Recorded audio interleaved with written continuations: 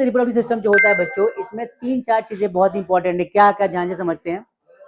Male reproductive system consist of किसका बना होता है, टेस्टिस का, पेनिस का, यूरेथ्रा का और सेमिनल वेसिकल्स का, और एक लास्ट में वास डिफरेंट, और एक बेसिकली इसको तो नहीं काउंट करते फिर भी लिख दिया है, स्क्रोटम बोलते हैं इसको। 5-6 ऐसी चीजें हैं जो सबको मिला दें तो उससे सिस्टम बनता है, इसको बोलते हैं मेल रिप्रोडक्टिव सिस्टम। ऐसा फीमेल में भी होता है।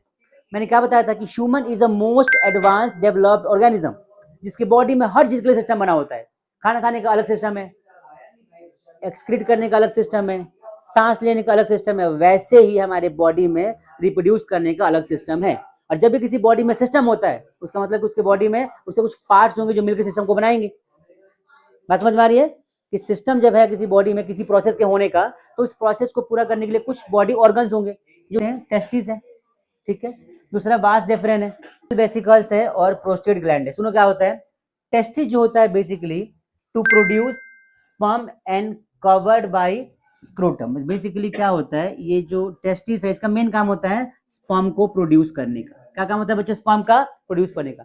स्पर्म जो होता है क्या होता है, तो sperm is a male reproductive cells होते हैं। देखो पूरी बात समझना थोड़ा बारीकी से। देखो फीमेल बॉडी में क्या होता है कि बाई बर्थ बहुत सारे एग्स होते हैं, बाई बर्थ होते हैं, मतलब कि बचपन जन्म होता है बच्चों का ना, तभी से उनके बॉडी में होते हैं एग्स। अब पूरी बात समझना। फीमेल के बॉडी में 2 ओवरीज होती है, एक इस साइड और एक इस साइड, दोनों साइड होती है।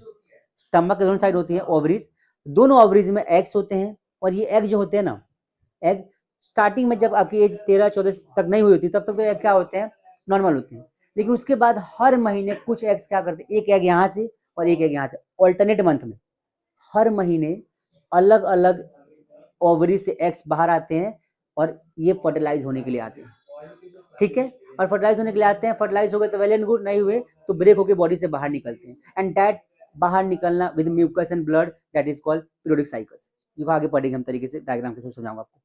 तो कॉन्सेप्ट क्या है कि जब मेल के पास जो स्पर्म सेल्स होते हैं वो स्पर्म सेल इन एग से जब कंबाइंड होते हैं ना, तब जाके बच्चों होता है फर्टिलाइजेशन। अब यहाँ पे कॉन्सेप्ट समझना ध्यान से। हजारों मिलियन स्पर्म एक बार में निकलते हैं और उनका प्रेशर इतना ज्यादा होता है कि वो बहुत हाई स्पीड से भागते हैं। लेकिन उनमें से भी ना एक ही सिंगल स्पर्म जो होता है वो एक एग सेल से कंबाइंड होता है, तब जाके प्रेगनेंसी कंसिस्ट होती है। और उसके लिए भी जरूरी नहीं है एक बार में हो ही जाएगा।